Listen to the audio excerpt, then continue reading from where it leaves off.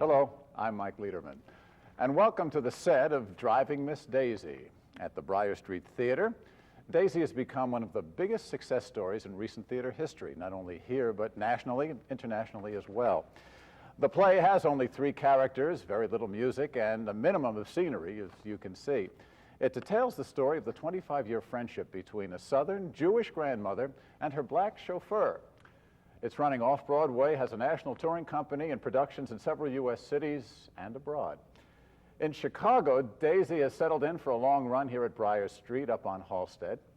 It stars Tony Award-winning actress Dorothy Loudon, Bill Cobbs, and Matt DeCaro. Miss Loudon and Mr. Cobbs join us, along with playwright Alfred Uhry, who's won the Pulitzer Prize for Driving Miss Daisy, your first play. First, we got to start out by saying congratulations. Thank you very much. You know, and welcome, all of you. It's really nice to have you here, especially in such a warm setting, and we mean that in several different ways. Well, let me first ask you, Alfred, this play has been germinating in your head for many, many years. As a matter of fact, a lot of it was true to life, huh? I lived it. I don't know if it germinated in my head for a long time. It occurred to me rather suddenly, after many years of trying to, or writing in the musical theater, somewhat successfully, that I had an idea for a play, and it was drawn from my life experience of observing my grandmother and her sisters, and my grandmother's chauffeur and their chauffeurs, and my life is in Atlanta, Georgia, in the 40s and 50s. And you grew up in this environment. I did. In the Daisy environment. Let's talk a little bit about plot without giving too much away. I said it was the relationship between Miss Daisy and her chauffeur, Hoke. How did Hoke and Miss Daisy end up together, Dorothy? Well, how would I know? No, I think you should ask the author. Well, before the play starts, Miss Daisy, who is 72 years old, as Dorothy is not, long way from, has a rather unfortunate automobile accident in which she backs her car over a driveway onto a neighbor's garage. She demolishes the neighbor's garage and a tool shed there too. And her son, Booley, feels that, I think rightly so, that maybe Miss Daisy shouldn't drive anymore. And since she has no car at the moment, that's rather easy to do. But he does get her a car with the stipulation that he hires her a chauffeur to drive the car, and that's how they meet. And when they meet, this wasn't exactly a warm friendship from moment one. No. Not at all, sir. Not at all, no. Well, you had so many clashes here. You had the genteel Southern Jewish woman, you had the black chauffeur, and all this comes hitting on Miss Daisy's head at a very crucial time in her life where she feels that she's losing it and people don't trust her anymore. Yeah, that's right. I think Dorothy and Bill can talk to this better than I can. It is what Hollywood likes to call, which never occurred to me, a buddy story. How do you like that? Oh. But these two people are not buddies, not in any sense. The interesting thing about them and about the South then was that they come to really be deeply fond of each other, although they never can say so, and they never do really say so. It takes a great many years and a beginning of the unraveling of Daisy Worthen's health for her to say anything at all. Yeah. What kind of a person is Daisy, Dorothy? Oh dear, she's a prism. She's every woman I believe I've ever known and every woman I've never met. You know, I haven't met every kind. She's just, I'm crazy about her. She's not terribly nice a lot of the time, but it's the way she was brought up. She's smart enough to know, however, as the play develops, that the way she thinks about things isn't necessarily the right way to think. She's the victim, as we all are, of our background and our upbringing. She fights desperately for her independence. And it's one of the reasons why she doesn't want Hoke around. She really doesn't want anyone around. Why doesn't she want him around? Because he's black? Because Well, basically, she doesn't want to accept the fact that she's getting old. She doesn't want to feel that she needs someone. She doesn't want to confess that her eyes are going, that her faculties may be a little shaky. And you can't blame her for that. You know, I probably will be the same way when, well, everything is going on me now. And I'm beginning to, I really do understand this woman. But she just, nobody wants to let it go, you know. But on a scale of 1 to 10, the black-white issue really isn't the #1 issue. Even Oh, absolutely not. No, I never did believe that, you see. I mean, she grew up with her prejudices, but she's not an out-and-out bigot. She just grew up knowing the way she... Well, what kind... Was this your grandmother? Pretty much. Most writers are good liars, and my grandmother, who literally put her on the stage, would not be interesting, so I took every good thing I ever knew about every old lady and every chauffeur and people I'd known that weren't old ladies and weren't chauffeurs and stuck it all in there. You say something that I don't know what Bill thinks. To me, it's not an issue with her that he's black, but I think to him, it is a big issue that she's a white woman that he's got to work with. That's most of the battle with him, I think. But Can you talk to that, Bill? I don't know if it's so much of a battle as it is a reality. Right. I think it's a, I don't think we can ever escape the reality of that. A couple things happened early in the play. One is when Hoke is told by his employer that no matter what happens, she can't fire him. So he's given a certain amount of latitude. And latitude in the sense that he can persist in trying to persuade her to let him drive her, because it takes a while before she even gets in the car with him. So that gives him a little more thrust than he might. That's one thing. The other thing is not so much something that happens early in the play, but something that happens throughout the play. And I think that is Hoke's demeanor and his bearing. Hoke, for me, exemplifies the practical aspects of decorum and good manners and how one carries oneself. And I think I always hope that when people see the play, they get to see in a different light what it means to say yes ma'am, no sir, and to be simply courteous. Sometimes we've seen this in the past where, particularly with black people, or minority people in particular, I should say maybe, who are in roles of so-called servitude, who you just simply see them carrying the tray, and you simply see them say yes ma'am, no ma'am, and you never know anything about these people. You don't know if they have a family. You don't know if they live anywhere. In fact, if they have any concerns of their own. And one of the things that Alfred has done in creating this character and putting him in the context of this story is give you a chance to see this person as a whole human being. In so doing, you've also facilitated a better understanding of what it means to carry oneself in a certain kind of way, carry oneself properly through civilization.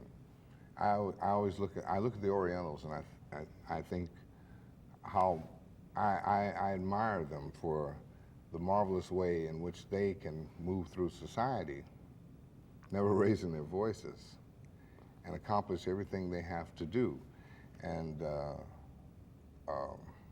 by maintaining a bearing of humility. Mm-hmm. And this is true of these people who are pre-60, pre-70 black people who had these jobs. They were not people who were just simply, their whole thought was not about what massa was going to do or what the lady of the house was going to do, or what Missy was going to do. They had lives of their own, and these were jobs, and they went to these jobs, and many times, contrary to what we may think, many times they walked away from them because they were treated in a way that wasn't suitable to them. So, we're not always servile and just That's exactly it. anything. You're kind, you're warm, you're human, you're not servile, and you're not condescending. This breaks down a lot of stereotypes. And he's not treated badly either, and he knows it. I mean, she's kind of a difficult old lady, but she's honest and she's fair and she's decent, and she never would in any way abuse him, and he knows that. I think, too, if the man were played as a servile human being, that this play would not work. Not at all. And she would loathe him for it. She, against everything that she knows, or thinks she knows, she cannot help but respect this man. They have a lot in common, these two people. They both have. They are tremendously independent, and they respect one another for everything that they are. You know, when I think about that generation, I don't know if it's the same with you all, they seem to have much more dignity, and let's just get on with it. They didn't know anything about, I'm okay, you're okay, how was it? I mean, they just got on with it. They cut right through to the And they meat of didn't everything. cry, they didn't carry on, they just did it. When bad things happened, they got on with it. And that's one of the things, when we get there, I hope I'm able to do that. That would be nice to be like they are when they get that way. You probably will be, because your family was like that. If this is truly your family that you wrote about, but I don't believe it. Therapy sessions begin in about 25 minutes. It would be nice. What starts to bring Daisy and Hoke together? How does that trust start to manifest itself? Well, that's hard to say. Life sort of happens to them. He does some things for her. She does some things for him, just in the context of people the way they are. They help each other, little ways. Nothing. What breaks the ice? Is there one icebreaker? Well, one icebreaker would be that she realizes she's in safe hands, that he's not going to steal from her, he's not going to drive her somewhere she doesn't want to go. And another icebreaker would be that she unlocks something for him. She gives him the key to reading, because she used to be a teacher. She sort of teaches him to read. Which is something she loved to do, is teach. And suddenly she becomes, for a moment, a teacher again, and he's the pupil. But the wonderful thing about it is, of course, the play winds up, and he's the teacher and she's the pupil, which is I think, wonderful. There are a couple of scenes in the play that specifically address the problems of being black in the South and how Daisy and Hoke try to deal with it. And there's one particular scene where you're being driven to a ball and can you just explain what that, because you can't come to say to Hoke, I'm sorry you can't come in here because you're black, I feel terrible about it, I'm not going to go to this thing either. You know what I'm saying?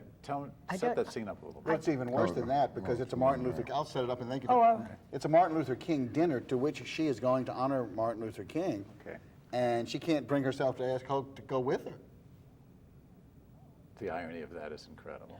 Oh, and of course, that's the first time, really, you don't raise your voice as Hoke, but it's a very touching moment because she has hurt him, and she knows it. And that's very close to the end of the play. But what she does is she rationalizes into by not asking him to go with her, by suggesting to him that, of course, if he wanted to see Martin Luther King in person, he could go to, what is that, the Ebenezer Baptist Church, every Sunday and see him anytime he wanted to. So, I mean, you're really better off than Daisy, because you can see him anytime. So she gets out of asking him to go, and she knows she's doing this, and he's no dummy. And it's very touching. And he helps her out of the car. And as she's leaving, she turns back and sees him sitting there, and she knows what she's done. She's hurt him, and she's ashamed of herself, because for the first time, I think, she realizes that she is prejudiced. And it's quite a moment. Where does the Jewish identity work into this play? Well, you see, in the South in those days, and I'm afraid today as well, Jews, to a lesser degree, are victims of the same prejudice shown to blacks. And certainly in those days, you were always aware of being Jewish. When I was a child in the South, there just weren't many Jews around me. And I didn't have a complete facial restructure. I looked pretty much like I look now. And I clearly was Jewish, but nobody else was. And there was a lot of Jewish jokes, a lot of thinly veiled anti-Semitism. And if it happened to me, it must have happened a couple of generations before that. We wanted desperately to assimilate. We could have done it easier than black people because it would have been a little easier. But it was like trying to cross the finish line. They keep moving the line away. You never could quite make it into white bread, Episcopalian Protestantism. So we knew about prejudice. Miss Daisy knows about prejudice too. But in the opening of the play, it looks as though Miss Daisy's the have, Hoke is the have-not. As we get into the play, of course, we see their gradations on each. Pardon me. But how does Miss Daisy feel about the prejudice? How does she deal with it? Oh, I don't think she thinks she's She prejudiced. doesn't deal with it because she doesn't think she's prejudiced. She's constantly saying she's not. And But- I think she really believes she is not. How about the attitudes of the non-Jews toward her? Does she feel that she is a minority? Doesn't seem to be that way much. Well, go ahead. Well,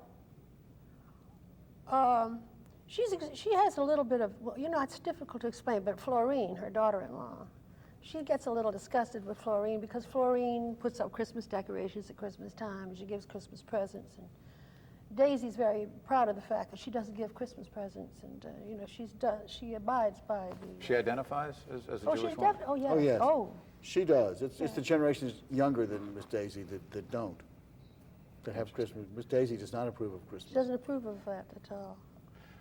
But how observant a woman is she? She goes to temple every week. Now, how observant she is, after she gets there, I'm not equipped to say, but she goes. There's than another me. scene that we'd like to show now, and this also talks about a lot of the relationships between Jews, non-Jews, blacks, and whites, Daisy and Hoke, and it is a wonderful scene, Alfred. I have to tell you, I'm sure it's other people's, but it's my favorite scene of the Thank play. you. They don't do it too badly either. They're darn good through the whole thing. But again, this is where Hoke is driving Daisy to temple. Set it up. This is the 60s. Hoke and Daisy have been together for some time, 20 years, I guess. He's driving her to temple, but there's a terrible traffic jam, and they can't get there, and she's sitting in the car wondering what's happening, and he comes back to the car to tell her. Well, let's have a look.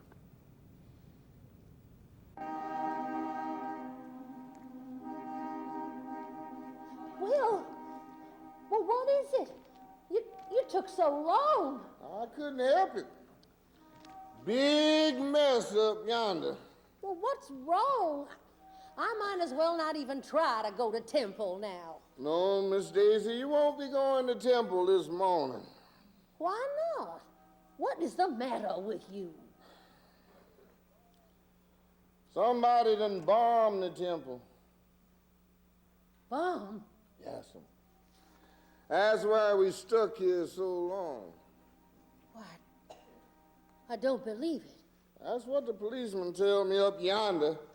Said it happened about a half hour ago. Well, were people there? Was anybody hurt? I don't know. He didn't say. Oh. Oh, my Lord. Well, who would do such a thing? You no good as me, Miss Daisy. They always be the same ones. Well, it must be a mistake. They must have meant to bomb one of the conservative synagogues. Or the Orthodox one. The temple is reformed. Now, everybody knows that. It don't matter to them folks none, Miss Daisy. A Jew is a Jew. Just like light or dark, we all the same, nigga. Well, I just can't believe it. Yes, I know how you feel. I remember one time back down there in Macon, I couldn't have been no more than 10, 11 years old, I reckon. I had this friend named Porter. And one day there, his daddy was hanging from a tree. Just the day before, we was all pitching horseshoes, him laughing and carrying on, talking about how me and Porter was gonna have strong right arms just like him. And there he was hanging in a tree. He had his hands tied behind him. Flies was all over him.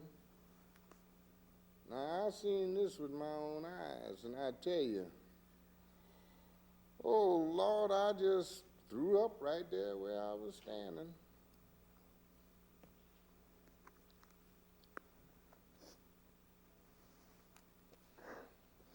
Yeah, some you go on and cry.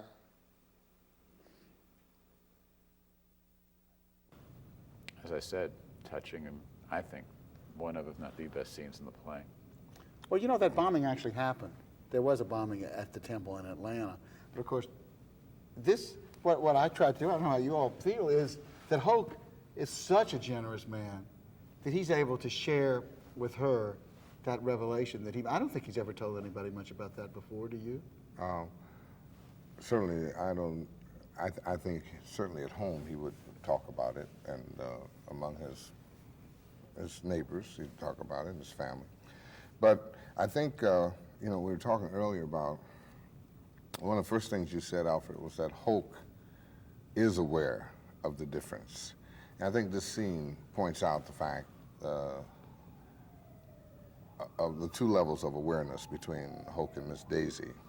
Hoke knows exactly what's going on around him. I mean, he has no doubt that he is a black man in the South and has been from the time they meet in 1948 and prior to that as he was growing up, because he's 60 years old when we meet him.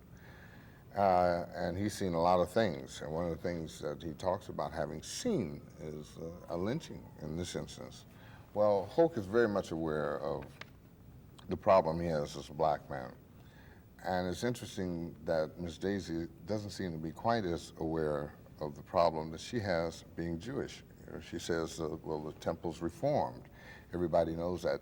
She thinks that makes a difference. Right. Who would want to attack a Reformed temple as opposed to an Orthodox temple? Oh, my. So, so I think that's an example of how he is aware of what's going on, very definitely, by comparison to Miss Daisy. On the other hand, and another thing I would say about this is that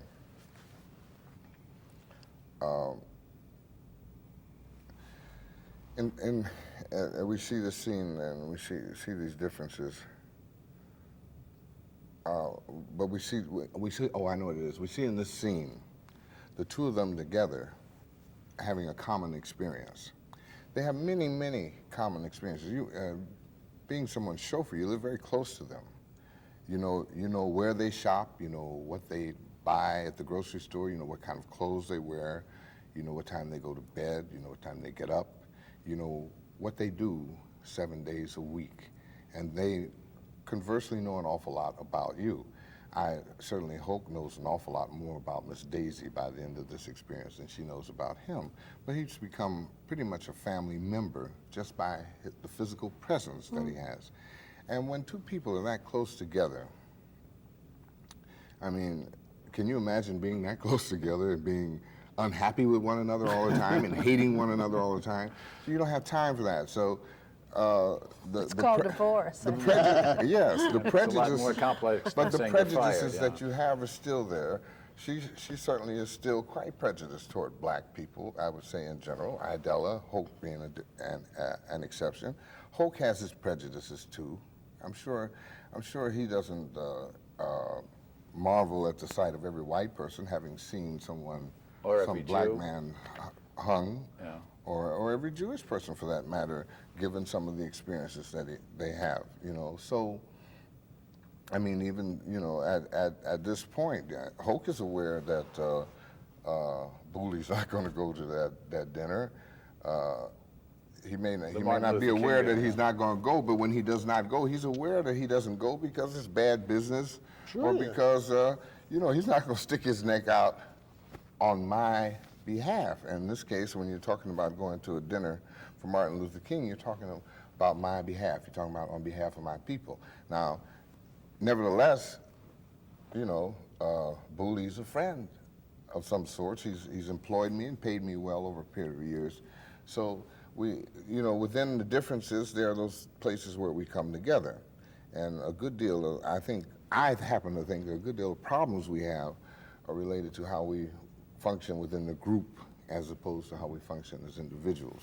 So what makes this play, well, first of all, who's coming? Not just Jews, not just blacks, it's a general audience. You've got a Daisy industry going. I mean, with all the different productions here, it's like Garfield, for God's sake. I don't mean to be facetious, but it really has mushroomed. Did you ever think it would be this? Well, of course not. I thought it was going to run for 5 weeks at the Playwrights Horizon 74-seat house. I didn't have, all I did was, if the only reason I can tell you is that it's the truth. It's the way that people really act. That's At what point did you think you had something more than a 5-week run at the Playwrights? When they extended it to To 5 6 more weeks. weeks. I'm taking it a step. Set you up for that. So, but again, you've got Frances Sternhagen in New York. You've got Julie Christie on the National Company. Julie Harris. Julie Harris, I'm sorry, on the National Company. Dorothy's been here. Seda Thompson's been here. Ellen Burstyn. And you've got what? Companies in Europe and Africa. South Africa, Vienna, England. We had Dame Wendy Hiller. We have a movie, Beginning, with Jessica Tandy. And Morgan Freeman. We have, as you say, a sort of Daisy industry going on. Plus you had Mystic Pizza, which you wrote. Mystic Pizza, not about Daisy. But what, it works because it's the truth. A very simple statement, and yet there is so much complexity in this very simple play. Yeah, Mike, if I knew what I did, I would do it every single day. Tell me, will you? I don't know. Do you know what you do? I don't know. No. I just do it. Now you're a little bit more removed, of course, than Alfred is. Bill, Dorothy, what do you think makes this play special? I'll tell you what makes it special for me. One thing that makes it very special, and it's in a comment that I've heard from several different people. And I've had a few people say to me, and these were African American people saying this to me, they said, Alfred must have had an awful lot of respect for that man to write a play like that, a part like that for him. And, you know, it's interesting because some of the things that Hoke is saying and some of the things you learn about this man have never been done about African American people by someone other than African American. There have been a lot of plays about Jews, a lot of plays about blacks and Jews. The Zulu and the Zeta maybe is about it, but this is not what we're talking about. So to have someone other than a black person write something like this, write a black character like this, and write it in such a way, and it's not, keep in mind I'm talking about a 3-character play now. I'm just talking about this one character in particular and talking about how we feel about it. And that simple statement, to say that this man had this much love to write a character like that. He must have cared about Hoke an awful lot. I did. There's no question you cared about your grandmother and Booley. Thank you all very much. Bill Cobbs, Dorothy Loudon, Alfred Uhry, again, congratulations to all of you. A marvelous performance. Thank you. Production of Driving Miss Daisy here at the Briar Street Theater. Come see it. It is well worth your time. And it's a comparatively short evening, but it will stay with you for many, many years. Thanks for joining us. I'm Mike Leiderman. We'll see you next time. So long.